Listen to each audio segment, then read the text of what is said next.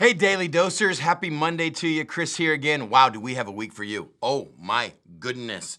We've got a week of professionals. Tomorrow, a professional. The day after, a professional. The day after that, we have 4 of our licensed therapists from our counseling department. They're gonna walk us through this week. I have no idea how they let a guy like me in on a professional week, but I just get to kick it off for us. Have you realized how much conflict and confrontation is in our lives today? Oh my goodness, are we surrounded by conflict and confrontations? And we are gonna spend a week looking at how do we do conflict and confrontation with compassion? How do we do this with a loving attitude? How do we do this with a loving spirit? How in the world can you keep this command, this greatest command of Jesus? You must love each other as I have loved you. This is the entire theme of the upper room, that famous Last Supper in Jesus' life. He continues going back to how we're going to love each other, how we're going to love each other, how we're going to love each other. But how do you do that in a world with so much confrontation and conflict? So today I'm going to kick it off looking at how do we do it with Christian brothers and sisters? Because that's the pain. A lot of times I get conflict with the world, but I'll just go, that's a yahoo. I mean, that guy's just an idiot. I mean, they don't have no idea what they're talking about. Who cares?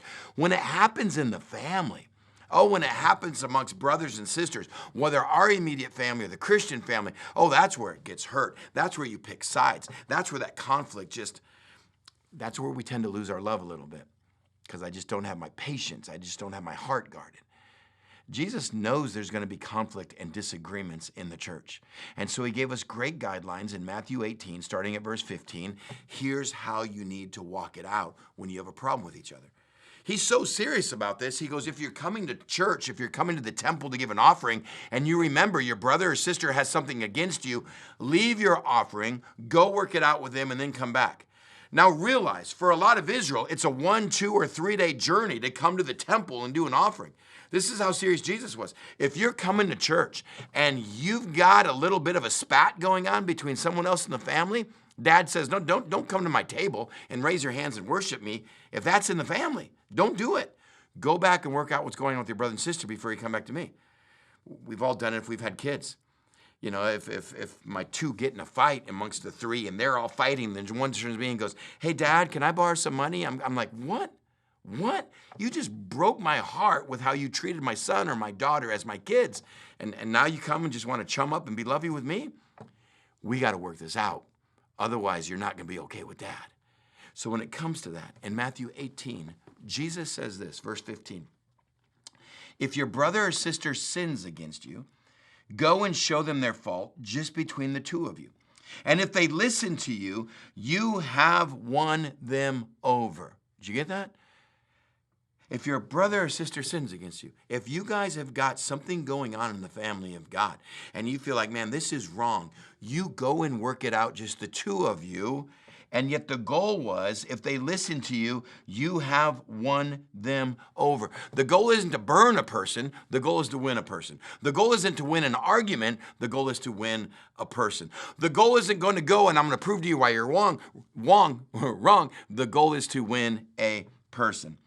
And if they won't listen to you, then take 1 or 2 others along, so that every matter may be established by the testimony of 2 or 3 witnesses. And if they refuse to listen to them, then tell it to the church. And if they refuse to listen to the church, treat them as you would a pagan or tax collector. At some point, you got to go, we're done. We're just done. He goes, but you go one-on-one. And the whole purpose you go with is loving compassion. How do I win this relationship back? How do I win them over? Not how do I prove they're wrong? And if that doesn't work, then you bring 2 or 3 others, so you can have some other wisdom and discernment. Remember a while ago, we just did the iron sharpened iron week that we did? Now let's go and bring other people in. Let's have some referees with yellow flags. Man, am I wrong? Are they wrong? Let's put the situation in front of you. And let's agree to disagree, maybe, but lovingly, let's walk this back out again. And at that point, if they don't, take it to church leaders. And at that point, say, well, then you're just not welcome here. People, I've had to do this with staff, with people in my life where I sit down and go, this isn't good. Sit down with others and go, look, we'll apologize, we'll work through it. But if this is where we are, then just bygones. And you still wrestle with that and frustrated, but you can walk away going, Lord, we did that the right way. But I tell you, 9 times out of 10, when you sit down to win someone, not to prove someone wrong, you're going to encounter the work of the Spirit and the work of a dad that says, I want my kids to be together. We move with compassion and love, not just to correct. This is a week of professionals, and we're all going to need it.